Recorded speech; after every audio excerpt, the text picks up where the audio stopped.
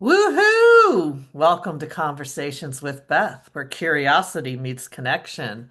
I'm Beth Lees, a lifelong spiritual explorer, a passionista, and a lover of deep, meaningful conversations.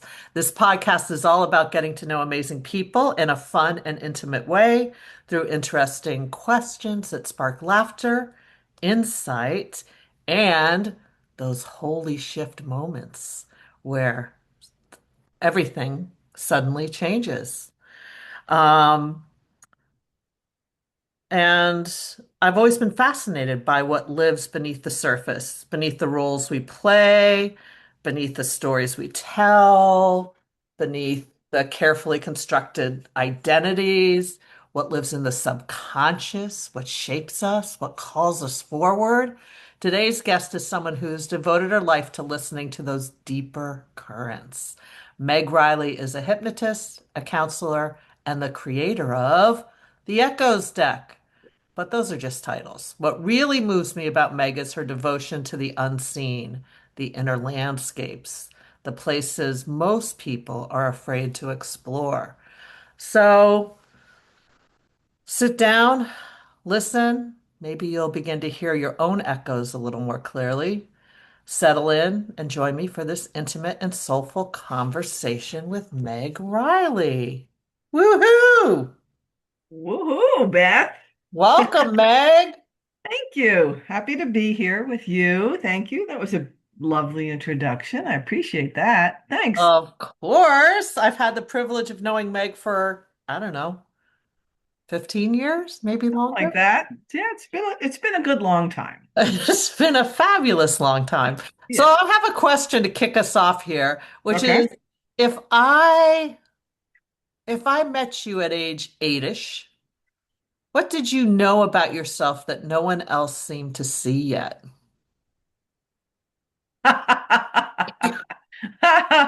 Well, two things came to mind immediately. One is that I was smarter than people thought I was. That's always better than the other way around. Well, yeah, I guess we've all got our gifts. Anyway, and the other one is this may be a little off topic, but I always knew I wanted to be a mother. And I knew that when I was very, very young. It wasn't like I was obsessed or anything. It was just something I knew. I just knew. How So, cool is that? yeah, it's interesting that again, it's just something I know that I've always known, and I was lucky that that turned out to happen for me. So, yay! It's one of the best Hey, parts what of do you my think life. it was about being a mom that you wanted? Like, why do you think you wanted to be a You mom? know, I don't think I really kind of feel that. Well, I don't go into too many things like reincarnation, past lives, all of that. I just knew that that's what I was supposed to do. Be, in fact, already was, even though I was a Eight. kid, a kid. I knew that that was part of my existence. And so it came to be in this life. I love that. Yeah, I do too. Do you feel like you were always meant to work with the subconscious, or did the some subconscious things choose you? Well, that's an interesting question. Um, I think maybe I've always been connected that way, and as I grew older, it became it was an easy path to follow. So then the way that I followed it included studying, you know, getting sort of academic credentials, getting life experience in that area. Um, I think I'm naturally socially intuitive. I don't know about, the rest of it, but I think I do understand people kind of naturally, intuitively, whichever way whichever one you want to put first or second or third. But yeah, um, so it's kind of who I am. Does that make sense? Yeah, it's like you're wired that way. So how did you find your way to be a hypnotist and a counselor? And what came first? Um, oh my gosh, now you're asking me time related questions.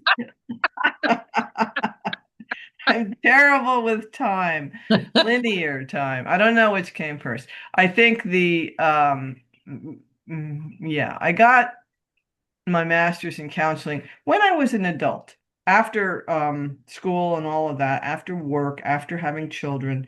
Um, so that came, I think, before I got my certification in hypnosis, which was sort of an adjunct, I think, to counseling. I was curious about it. I wanted to know about it and become certified because I always think it's good to have as many tools in your toolkit that you can, because my objective is to help people know themselves, and so the more, the merrier.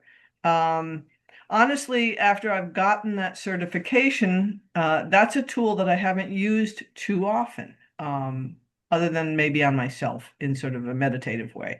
Um, so it's not my most frequently used service, but I have that skill set and I have it. So it's nice to have that, they all complement each other, I think. Yeah.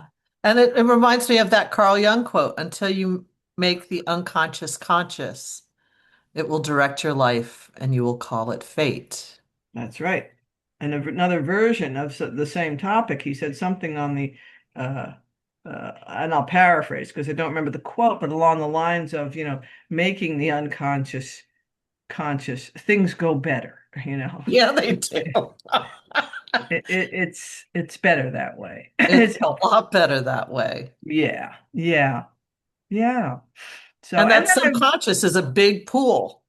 huge, huge. And I believe we are all in that pool together, you know. Yeah. So we connect on those levels without realizing it. Again, if we don't realize it, or if we do realize it, we can elevate ourselves and sort of expand our connection and sort of soften our harder edges when we just take those moments to recognize we are all part of this pool of information or consciousness or life And together. this thing called the dream of life, right? Mhm.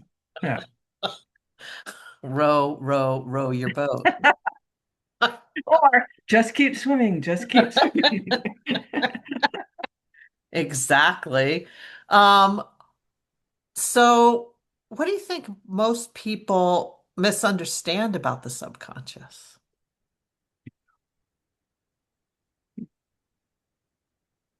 Well, you know this about me, I like words. And I think that many people could hear that word and think they already know what they know, and then just shut that door. So I think it can be a frightening word to people, a scary word, it's the shadow side. And when you don't know what's in the shadows, you can be afraid of that. So I think some people are afraid just because they don't, because of the word. And so, Right. let's use some other words, just sort of like, well, thoughts that don't pay too much attention to, or, feelings that you get when you walk into a room full of a party full of strangers that you don't know, and you get a certain vibe about a person. So I think it's something everybody experiences all the time. But depending on your upbringing and your sort of choices that you make going forward in your life, you can choose to interpret that as something I don't want to know about, or something frightening, or something that's supposed to stay in the shadows. Or you can sort of go, let's put a light on. Let's shine a light on that corner of the room and see what's over there? Yeah, let's be curious. Yeah, yeah. So I think people get a little afraid of it sometimes, or they think it's something that they don't have any control over, and that's a frightening thought for any of us, for any situation, truly. I mean, if your car is out of control, that's scary. um so being out of control, or tapping into something that you think you cannot control, can also be a little intimidating and Yeah, which frightening. is interesting because really, if you're not shining a light on your subconscious or those dark places within yourself, they're running the show anyway. That's right. That's right. That's right. So get in the driver's seat. Get in the driver's seat. Exactly. Yeah. Um, talk to me about your Echoes deck. What was the seed moment that led to that?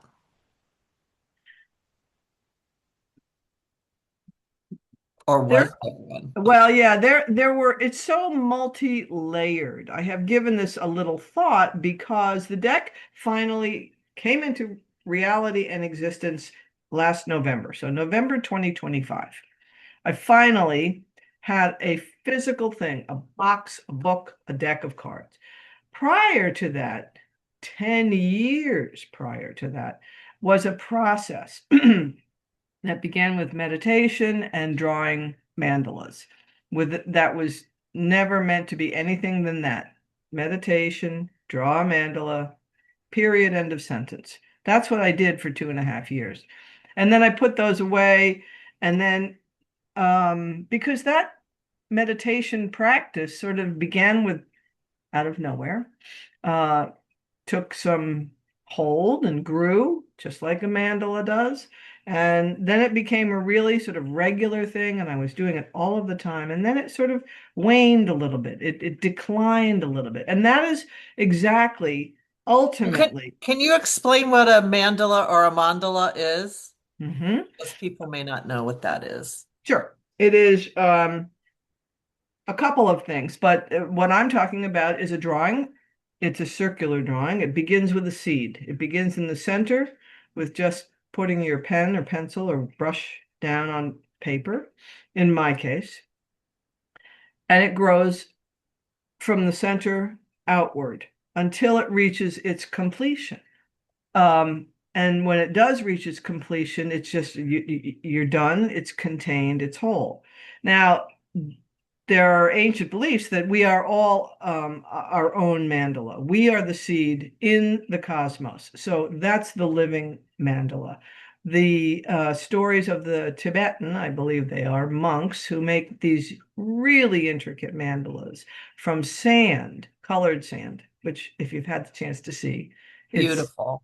yeah, beautiful. And painstaking and quiet and long. It takes days and days and days and days, and they're large. And but at the end of it, they sweep the sand all back together. They walk it back down to the river and they return it to source. They reseed. And the mandala is just a symbol of that process of seed, growth, maturity, uh, declining, dissipating, transitioning back to seed. So it represents us in the cosmos, it represents life, and it represents the cycle, the the the begin, as it was in the beginning, is now, and ever shall be. It's just there's no end, right? So Right. that's what a mandala represents. And so I was drawing them meditatively, and there's no rule book how to do it. Anybody can draw it any way you want. So anyway, that process took a while. I put it away. I was done with it. Um, Something then occurred to me. It's like, oh, I should make a deck. I didn't even think about using my own. I just thought, oh, I should make a deck because I was into the symbolism of the mandala. It's everywhere. You slice open an orange, there's a mandala. You you get lost in a traffic circle. They're everywhere. Those seashells, acorns, plants, ferns unfurling. They're everywhere in nature. They're everywhere in our lives. They're symbolically everywhere. So I started out with sort of imagery. Native American medicine wheel is a mandala. And I was collecting and gathering. Anyway, took years, and then it unfolded. I went back. Oh, I have the content that I need. Years go by, I make a deck, I do readings for people. More time goes by, I don't have enough of them. I need to add 12 more. So it evolved. It evolved. I had a lot of um, intervention, a lot of graceful intervention from my own little spiritual team of whoever those beings are. I know, they're awesome. They are. They're helpful, especially when you stop and listen. So, And then eventually became a 48 card deck. I call the Echoes deck. And as I said, last November finally came into a box, a real Woohoo! box. But yeah, 48 cards, a wisdom tool, I call it, because it is a tool. We use all these tools, another tool for your toolkit. And it's for inquiry, insight, and guidance. Because I think anyone who goes to any reader, whether they're reading tarot cards, echo deck cards, chicken bones, tea leaves, doesn't matter. You're going because you have a question, right? You're looking for some alternative insight and you're looking for guidance. So that's what it is, inquiry, insight, and guidance. I love it. I do too. So when people sit with you, what do you hope that they feel or that they receive from a reading with you? Mhm. Um, well, I hope that the cards and their own questions and the conversation that they have with the cards, I help to sort of guide that conversation. If you're reading them for yourself, that's what you're doing. You're guiding your own inquiry in a conversation with the cards. And my hope for anybody who's had a reading or having a reading is that that leads them to some next step, some guidance, some, it's not earth-shattering stuff. It's Well, it could it's be. well, yes, yes, that's right. It can be. But it's step by step by step. It's taking the time to sort of open your usual manner of inquiry into another wider, different one because, new ways of looking at things often spark new solutions or new guidance or new ideas. And that's the whole point. The whole point is to help anybody. I don't know their lives or their futures or I'm not, have no mediumistic ability, not that I'm aware of or use, but they know what their problem is when they come in the door. They know what their question is. And my hope and wish is that when they walk out of the door, they've got another way to look at that. I love it. So do you have any guidance for people about how to ask a question? Well, yeah, sure. A couple of traditional, I think, answers to that would be certainly avoid yes or no questions. Be willing to be surprised and not necessarily expect the answer. This goes back to words, right? We know our words. So when we hear unconscious, everybody who hears that word, who's a reasonably educated person, says, I know what that is. Move on. And it's like, no, no, no, come back here. Slow down and talk about this. So I think it's useful for people. Now I've lost that train of thought, that question that you asked me, but it was about the word. Um, you probably don't remember your question, do you? Or do you have it My written down? question was, do you have any guidance for people on how to ask a question? Okay. Yeah, and my answer was going, so be open to it may lead you to something that you say, that's not the answer I was looking for. Well, that's why you're here. That's not what I wanted to hear. Yeah, yeah. But that's because we know what the word answer means, right? And that's where I was going. So when you hear question answer, you say, I know what a question is, I know what an answer is. This is not that answer. This is an opportunity to open up your exposure to this question that you're carrying, this issue that you have, this solution you seek. And it may be, that, you know, I don't know, red and blue make purple, but maybe what you really are looking for is sort of, mauve or lavender or something. It's the answer to your question, but it's one you never thought of. And if you think I want the answer, then you're already boxing yourself in I to an love that. expectation, right? And so that's what I like is for people to be able to drop those walls and sort of see beyond. the room that they're in and say, oh, there are other ways that to look at this that I never even thought could be an answer. And that's Yeah, why, it's about being like it's about seeing with beginner's eyes and being open-minded and open-hearted and just receiving. all of that, all of that. And then I will often say, after a reading, go home and think about this. Don't do anything. And if you have any other insights or any other questions, or if it leads you somewhere, just, send me an email. We can keep talking about it because I don't think that they're over in the 1 hour. Right. They're supposed to be, you know, again, give you a little bit of insight. So we rush. We rush through our lives, and we rush through our lives with expectations and with assumptions. And a reading, again, with any reader, um, is a chance to slow that process down. Yeah, that's beautiful. Yeah. Um, so what's this? So is this a tarot deck? Is this a oracle deck? What kind of deck is this? Good question.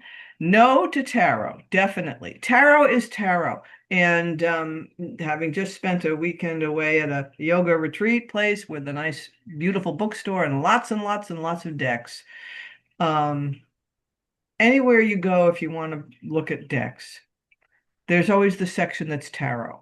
So tarot is tarot is tarot. It doesn't matter how they design the cards, paint the beautiful pictures, reinterpret the message. It's the same 78 cards. It's the same major arcana, minor.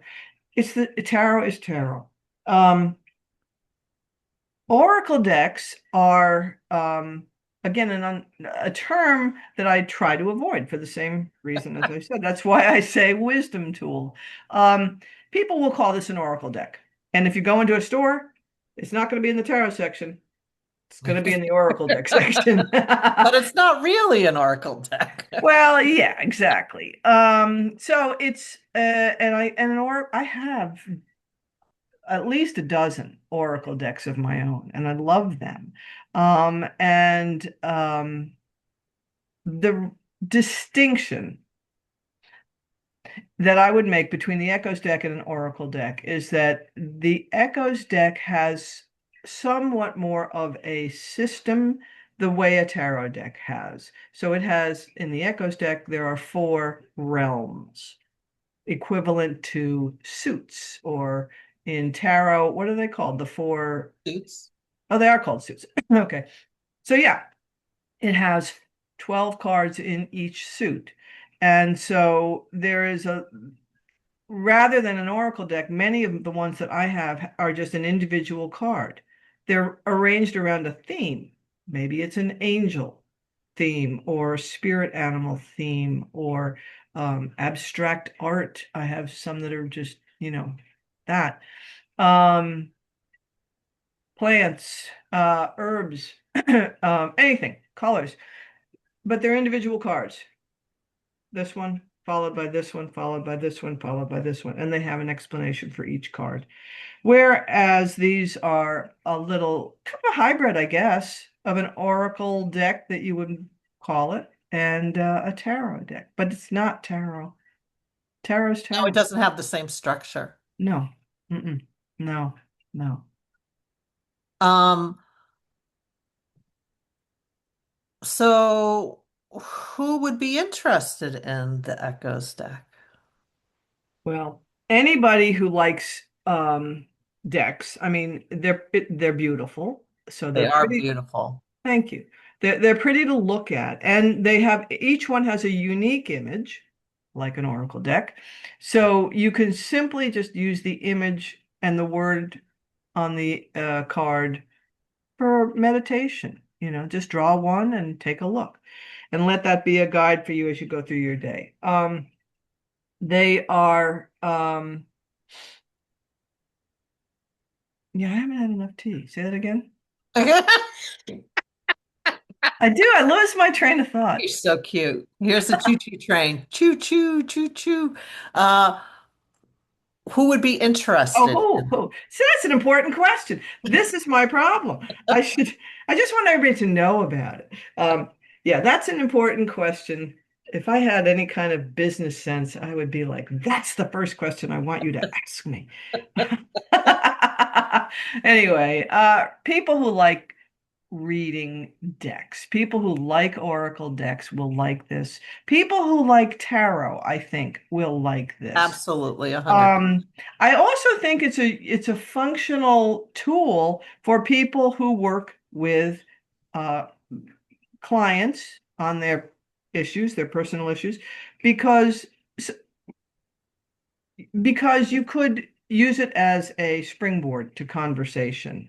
Yeah, So it could be for people who have some sort of counseling relationship or function with their clients, or some sort of therapeutic relationship or function with their clients. And then there's the whole world of people who think this is just, who don't even get this. Forget it. That's not for them, you know?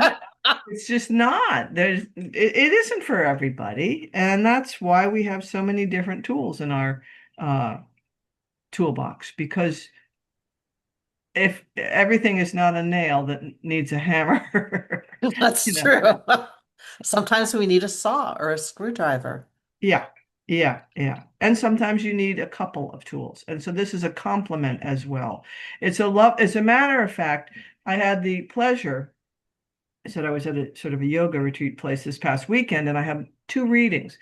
And in both cases, showed them the deck, and they brought this deck into their deck, into the reading. So it's really a lovely complement. And again, it's just like, it's like a color wheel, right? You've got the basic primary colors in the middle, but when you keep adding things on, you get so nuanced and you get so many layers of tint and hue and color and saturation and things that you just didn't know about, you didn't explore. So adding it as an adjunct to, your tarot or your rune reading or your morning prayer or whatever it is, it can work that way too. So, Yeah, yeah. that's beautiful. So, as we wrap this up, Mhm. if your life is an echo, what do you hope it leaves behind? What a beautiful question. Um, the children who are now adults, where I started. I always knew that that was part of the question about when I was 8 years old. Something about that legacy. Um, I would love if people were still using this deck in 200 years when I was Mm, cold in the ground. Because I really believe it's useful and helpful. And so I feel like I am leaving that behind for everybody, right? And that's a little bit of a legacy. The other thing is, and this is, I have written about this many times, wherever you go, leave love behind. And so that is what I would like to have left behind in every relationship and encounter, whether it's a stranger or a passerby that we don't even exchange any kind of words or looks or anything, to the people who I dearly love. Uh, Wherever you go, leave love behind, that's because, beautiful. that's who we are.